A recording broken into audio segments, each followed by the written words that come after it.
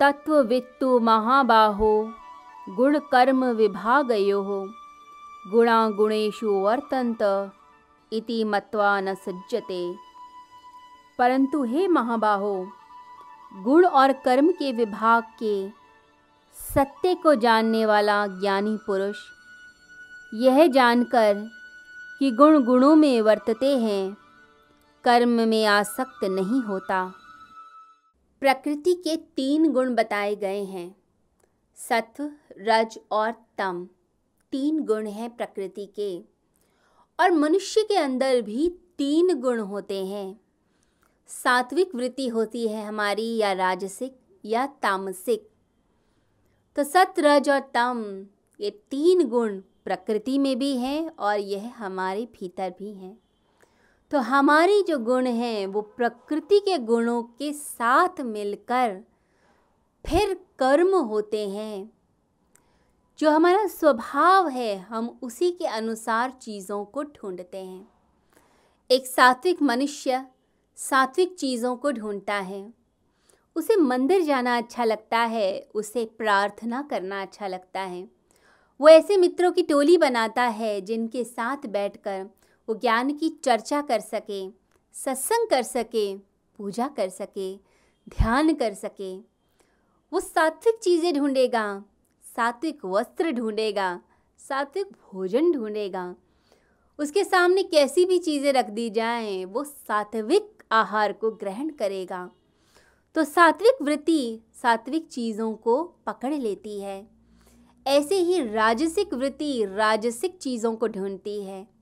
अगर राजसिक है आप, तो प्रकृति के रज गुण के साथ मिलकर कर्म करेंगे। आप क्रोधी हैं तो वैसी ही चीज़ें मिल जाएंगी। आप धन के पीछे पागल हैं तो आप धन के लिए वैसे ही प्रयोग करेंगे, वैसे ही बिजनेस शुरू करेंगे, क्योंकि मन वहीं पर है। तामसिक लोग तामसिक कृत्य करते हैं, दूसरों को सताकर बड़ा मज़ा आता है। तो भगवान श्री कृष्ण कहते हैं स्वभाव प्रबल है और वही कर्म कराता है। प्रकृति के गुण हमारे गुणों के साथ मिलकर फिर बरतते हैं। जैसे मिट्टी का घड़ा, अब जो मिट्टी है उसमें गुण है, घड़ा बनाने का गुण है उसके अंदर। अब कुम्हार का जो गुण है वो घड़ा बनाता है, उसमें वो टैलेंट है, वो गुण है। तो कुम्हार का जो टैलेंट है और जो मिट्टी का जो तत्व है, गुण है, जिससे घड़ा बनता है, जब वो 2 चीज़ें मिलती हैं आपस में तो घड़े का निर्माण होता है। हम रेत से घड़ा नहीं बना सकते और ना ही कोई डॉक्टर घड़ा बना सकता है। जिसने वह गुण अर्जित किया है वही व्यक्ति बना सकता है। तो कुम्हार घड़ा बनाता है मिट्टी के साथ मिलकर। यदि मिट्टी कहे कि मैंने घड़े का निर्माण किया तो यह असत्य होगा, और कुम्हार कहे मैंने किया है तो वो भी असत्य होगा। दोनों के गुण मिले तभी चीज़ प्रकट हुई। तो गुण गुणों में वर्तते हैं, ये भगवान श्री कृष्ण इस श्लोक के माध्यम से समझाने का प्रयास कर रहे हैं। साथ ही यहाँ पर महाबाहो इस शब्द का प्रयोग किया गया है। गीता में श्री कृष्ण अर्जुन को बार बार एहसास दिलाते हैं। बार बार भगवान कहते हैं कि तू अपनी स्ट्रेंथ को पहचान, अंदर आसक्ति के जो जाल हैं, जो मोह के धागे हैं, उन्हें तोड़, अनासक्त हो, समस्याओं का सामना कर। महाबली वो है जो अपने भीतर के युद्ध पर विजय प्राप्त करता है। वो महाबली नहीं जो बाहर थोड़े बहुत लोगों के साथ लड़ लेता है और उन्हें हरा देता है। महाबली वह है जो व्यक्ति अपने अंदर की समस्याओं को समझता है, विघ्न बाधाओं को पार करके आगे निकल जाता है। इसीलिए महाबाहो शब्द का प्रयोग हुआ। तत्ववित्त का प्रयोग किया जाता है, यानी जो तत्व को जानते हैं, सत्य को जानते हैं, जो समझते हैं। तो जो तत्ववित्त है, तत्व का ज्ञाता है। हमारी सतोगुणी प्रवृत्ति प्रकृति के सात्विक गुणों को पकड़ेगी, रजोगुणी प्रवृत्ति राजसिक चीज़ों को पकड़ेगी, तमोगुणी तामसिक चीज़ों को पकड़ेगी, तो आपकी जैसी प्रकृति होती है वैसे ही कर्म होने लगते हैं। लोग क्रोध कर देते हैं। अगर आपके नौकर ने कोई चीज़ तोड़ दी तो अचानक से क्रोध आएगा, आपकी राजसिक वृत्ति प्रभाव में आ जाती है। परंतु जब आपका बच्चा वही चीज़ गिराता है, तोड़ देता है, वही कांच का ग्लास जो नौकर ने तोड़ा अगले दिन बच्चा तोड़ देता है, तो आप डांटते नहीं बल्कि बोलते हैं कि तुम्हें चोट तो नहीं लगी। तो लोग जैसा उनका स्वभाव होता है वही उनके कर्मों में दिख जाता है। कोपरनिकस ने 300 साल पहले ये पता किया था कि सूर्य नहीं घूमता पृथ्वी के आसपास, पृथ्वी घूमती है। जब यह खोज की गई कि पृथ्वी घूमती है सूर्य के आसपास, तो लोगों को आश्चर्य हुआ, लोगों का अहंकार उस पर चोट पहुंची, उनकी जो तामसिकता थी उस पर चोट पहुंची। क्योंकि जिस धरती पर मनुष्य रहता है वह किसी के आसपास नहीं घूम सकती, हमारे आसपास चीज़ों को घूमना चाहिए। तो बर्नार्ड शाह ने एक सभा में कोपरनिकस का अपमान किया, कहा कि सूर्य घूमता है, धरती नहीं घूमती। तो सभा में किसी एक व्यक्ति ने खड़े होकर बोला कि आप कैसी बातें करते हैं, अब तो यह प्रमाणित हो चुका है, आप प्रमाण दीजिए अपनी बात का। तो बर्नार्ड शाह ने कहा, जिस धरती पर बर्नार्ड शाह रहता है वो किसी के चक्कर नहीं लगा सकती। तो ये तामसिकता है, आपकी तामसिकता। वो तामसिक गुण जो है वो प्रकट हो रहा है, प्रकृति में प्रकट हो रहा है। जब आप कहीं जाते हैं, हवा का झोंका आया और कोई चीज़ आपको लग गई, तो आप कहते हैं कोई बात नहीं, हवा थी, आपको क्रोध नहीं आता। परंतु वही चीज़ किसी मनुष्य से हो जाए अनजाने में, तो कितना क्रोध करते हैं आप उसको बोलते हैं मैनर्स नहीं है, क्या आपने सीखा नहीं, आपको दिखता नहीं मैं आ रहा था और आपने दरवाज़ा ऐसे छोड़ दिया, मुझे लग गई। आप लड़ने पे उतारू होते हैं। अब हवा अस्तित्व का हिस्सा है, तो व्यक्ति भी तो अस्तित्व का हिस्सा है। हम हवा को माफ़ कर देते हैं, परंतु हम व्यक्ति को माफ़ नहीं करते। तो मनुष्य अद्भुत प्राणी है, जो उसके अंदर का स्वभाव होगा वही सामने आएगा। एक साधु, एक सात्विक इंसान अपने गुण धर्म के हिसाब से कर्तव्य करता है। एक बिच्छू पानी में डूब रहा था, तो साधु ने क्या किया, उसे बिच्छू को उठाया और बाहर निकालने का प्रयास किया।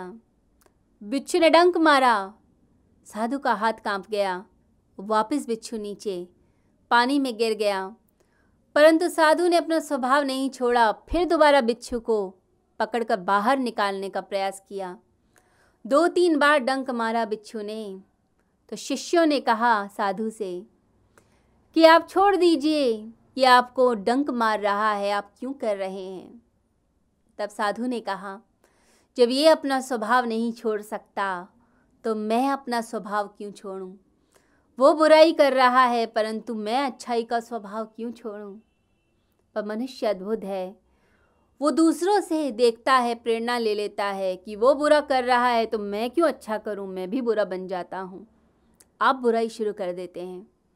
परंतु जो अच्छा इंसान होगा वो अपनी अच्छाई पर कायम रहता है, अपने गुणधर्म पर रहता है और माफ़ कर देता है उन लोगों को जो उसके साथ बुरा कर रहे हैं। जैसे मीरा ने माफ़ कर दिया उस व्यक्ति को जिसने विष का प्याला उसको दिया, उसे माफ़ कर दिया। महर्षि दयानंद ने माफ़ कर दिया उस रसोइये को जिसने कांच पीसकर उनके भोजन में मिलाया था और जिससे उनकी मृत्यु हो रही थी। शरीर से रक्त फूट कर निकल रहा था और उन्होंने रसोइये को बोला, तू भाग जा, नहीं तो लोग तुझे मार डालेंगे, मेरी मृत्यु तो निश्चित है, तू भी मारा जाएगा। तो संत स्वभाव का जो व्यक्ति होगा वो माफ़ कर देगा, क्योंकि उसको पता है कि मैं अपने गुण धर्म के अकॉर्डिंग, अपने स्वभाव के अकॉर्डिंग ही कर्म करूँगा। दूसरे को बुरा करना है तो वो करे, परंतु मैं अच्छाई नहीं छोड़ूंगा। वो अच्छाई के मार्ग पर ही चलता जाता है। भगवान बुद्ध के विषय में भी कहते हैं कि एक दिन बिहार के किसी गरीब व्यक्ति ने उन्हें भोजन पर आमंत्रित किया। भगवान ने स्वीकार कर लिया न्योता। बड़ा ही गरीब था, सब्जी भी खरीद नहीं सकता था। तो उसने क्या किया, बरसात में मशरूम्स उग जाते हैं, पत्थर पर भी उगते हैं, पेड़ों पर भी, कई बार गंदी जगह पर भी उग जाते हैं। उसने मशरूम्स तोड़ लिए और उसी की सब्जी बना ली कि भगवान आएंगे, उन्हें भोजन कराएंगे। धन नहीं था तो जो था वही बनाया। अब भगवान बुद्ध जब उसके झोपड़े में गए तो बड़े प्यार से उसने भोजन परोसा भगवान के लिए, और भगवान बुद्ध ने उस भोजन को ग्रहण कर लिया। पहला कौर खाते ही समझ गए कि कड़वा है, विषैला है। जैसा ही उस व्यक्ति की तरफ देखा, जैसे ही व्यक्ति की तरफ देखते हैं तो व्यक्ति पंखा झलते जलते रो भी रहा है, खुश हो रहा है, आनंदित है कि भगवान भोजन ग्रहण कर रहे हैं और मैं खिला रहा हूँ। भगवान बुद्ध ने जब उसके आनंद भरे आंसू देखे तो चुप हो गए। चुपचाप जो रखा था वो सब ग्रहण किया, और जब वापस आए तो विष भर गया पूरे शरीर में। चिकित्सकों ने भी कह दिया अब कुछ नहीं हो सकता। तो अपने शिष्यों को बोले कि गांव में ये फैला दो कि जिसने भगवान बुद्ध को आखिरी भोजन खिलाया है वो धन्य भागी है। अब जो भिक्षु थे, जो शिष्य थे, वो बोले कि आप क्या कर रहे हैं? वो हत्यारा है, उसने आपकी हत्या कर दी, आपको विष भरा भोजन खिलाया है, मशरूम्स ऐसे खिला दिए जो विषैले थे। तो भगवान बुद्ध बोले कि समझ तो मैं भी गया था, परंतु उसकी आंखों के आनंद भरे आंसू देखकर मुझे लगा कि मृत्यु तो शरीर की कभी न कभी आनी ही है। इतनी छोटी सी बात के लिए मैं उसके आनंद को कैसे छोड़ दूं? उसके अंदर जो आनंद के भाव आ रहे थे, भक्ति आ रही थी, उसको देखकर मैं कुछ कह ही नहीं पाया। तुम उसे कुछ मत कहो। जो व्यक्ति पहली बार किसी महान पुरुष को भोजन कराता है, जो पहली बार माँ भोजन कराती है, वो धन्य होती है, और जो आखिरी बार भोजन कराता है वो भी धन्य होता है। क्योंकि बुद्ध पुरुष हजारों हजारों साल में एक ही बार होते हैं। यदि तुम ऐसे फैलाओगे नहीं तो तुम्हारे भिक्षु ही मिलकर उस व्यक्ति की हत्या कर देंगे, और हत्या नहीं करेंगे तो आग लगा देंगे घर में, और ये भी नहीं होगा तो बेचारा जन्मों जन्मों के लिए अपमानित हो जाएगा। मुझे मेरे गुण धर्म के अकॉर्डिंग, मेरे स्वभाव के अकॉर्डिंग कर्म करने दो। इस मृत्यु के लिए, इस देह के लिए तुम उसको पीड़ा मत पहुंचाओ। तो महान आत्माएं जो होंगी वो अपनी मृत्यु के लिए भी माफ़ कर देती हैं, क्योंकि अपने स्वभाव के अनुसार कर्म करती हैं। तो आप सात्विक हैं, राजसिक हैं या तामसिक हैं, आप उसी के अनुसार, उसी के अनुरूप कर्म करेंगे, और वही कर्म फिर आपको तारता है, भव सागर से पार लगाता है। इसलिए सात्विक बने, सात्विक वृत्ति में जिएं, सात्विक भोजन करें, निष्काम कर्म करें और सबकी भलाई के लिए प्रार्थना करें।